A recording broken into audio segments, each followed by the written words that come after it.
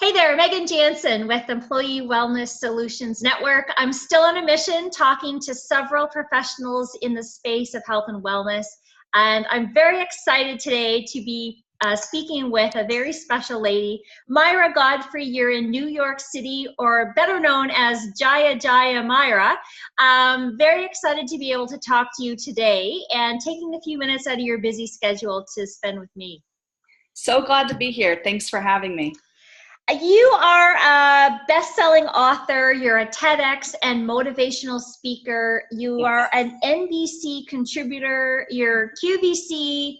You have quite the resume, and you love what you do, even in the short couple of minutes we had before I hit record today. Tell me a little bit about your story. Absolutely. So my story is a little bit unconventional, but I'm sure you probably know people in your life who have dealt with something else. When I was in my mid-20s, I was diagnosed with really debilitating fibromyalgia. It was essentially out of the blue. I didn't have a lot of warning signs to that. At that point in my career, I was working as a research scientist, actually. So my background is in immunology and molecular biology, and that was the work that I was doing. But when I got sick, Western medicine wasn't able to treat me effectively. And in fact, they made me feel worse. Everything that my doctor tried, every conventional medication therapy actually literally made me worse. This caused complete devastation and catastrophe to my life. I lost my job. I had to lose my home to foreclosure. I declared bankruptcy. I was essentially left with nothing. And then that added salt in the wound of I've dedicated my life to science and medicine, yet medicine is not able to help me. So what do I do now? Fortunately for me, I was also studying spirituality and natural healing modalities, stuff that I've always been interested in, and looking for a scientific background and all this stuff. So I decided to start experimenting and utilizing natural approaches because that was really the only alternative I had. And I believe that I have a path and a purpose in life, and I was here to do something. And so I can't be sick and fulfill my purpose. So I had nothing to lose at that point because I'd already lost everything. And I started employing natural solutions towards my health and well-being. And I found a way to completely recover my life naturally, to be perfectly healthy with no trace of fibromyalgia. I'm healthier than I've ever been. And actually, I pretty much never get sick anymore either, which is an additional added benefit. So I'm here to help other people learn about natural ways that they can stay healthy and to introduce some lesser known concepts that can make a major impact on your day-to-day lifestyle and well-being. I love that. And if we were to look at that in the sense of translating that into the workplace. So, yes. You've got a massive population of employees, some healthy, some not healthy. And a couple of the things that you spoke about earlier really resonated with me on mindset. So share with me your thoughts on mindset and wanting to be our best self. Absolutely. I think that people, first and foremost, they need to want to be their best self each and every day if they're going to wake up and want to succeed at life and be successful.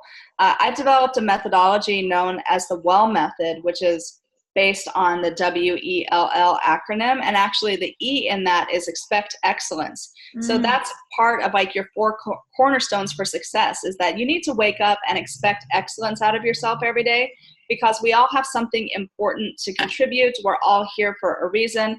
We all have innate talents and gifts and strengths. And the more that you utilize those, the more successful and happy you're going to be.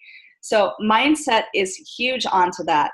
And there's many, many ways that you can work with mindset.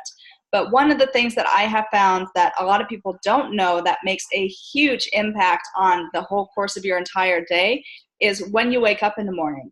So the people that wake up a little bit before sunrise, as opposed to the people that wake up after sunrise, they're more productive, they get more things done, they're more focused, they're more energetic, and they feel better ready to actually conquer their day. We're so psychologically connected with these biorhythms of the earth and the sun and the moon that people don't realize how those simple things like waking up before the sun rises, being able to greet the sun, that really makes a profound impact on what you can accomplish during the course of the day.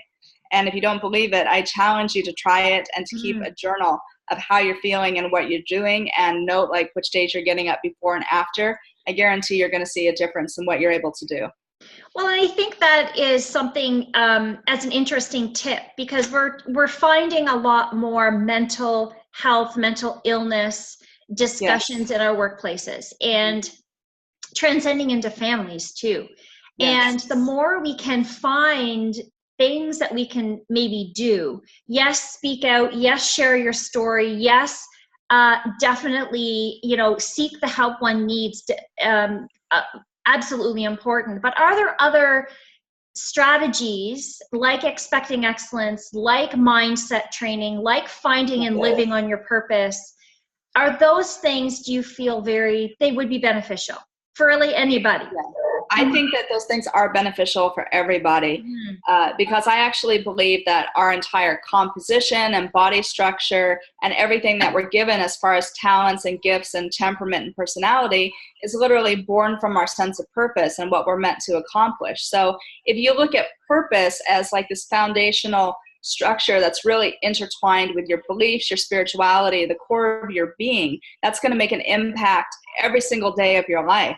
And even though like we can't prove that there's a soul, we can't prove that people have purpose, science now has direct evidence that living your purpose, being happy, has a direct impact on your physical body. Like being happy, living your purpose has been scientifically shown to boost your immune response, regulate hormone production, decrease stress, decrease cortisol production in the body, and improve your mental health and well-being. So absolutely, anything that people can do that's going to boost their mindset or make them happier is literally going to make them healthier as well. And whenever you're healthy and you're happy, your mindset and your motivation are going to be there, and you're going to be a better contributor in the workplace. Love that. And sharing that renewed passion and purpose with your colleagues. I mean, we call that the peer-to-peer influence. And I mean, if you can see how happier people are just going to attract more happy people, and the more we can share that, I think it's definitely beneficial in our workplaces today. The pressures, the stress, the family dynamics, it is a tough go for a lot of people. And it really is.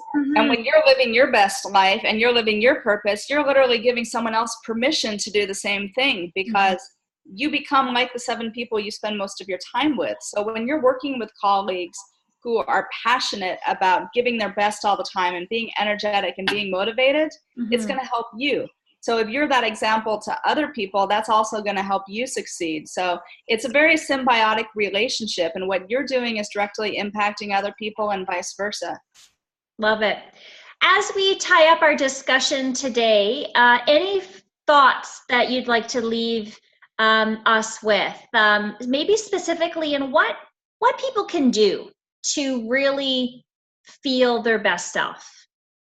I think one of the simplest things that people can do is to be mindful of what kind of foods they're consuming. There is a whole new field known as nutritional psychology, although things like this have been rooted in ancient traditions like Ayurveda and traditional Chinese medicine, like for literally eons.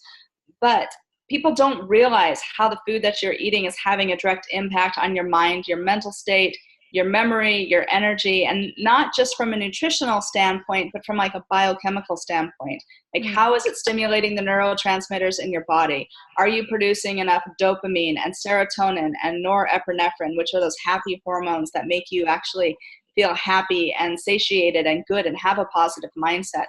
It's not always as simple as just trying to be happy. Like this is literally a biochemical response in your body. So deal with it in a biochemical way. And the most powerful way you can do that is through what you eat and what you don't eat. So I would say start looking at that and incorporating foods that are going to help you to be more mindful and happy on a daily basis.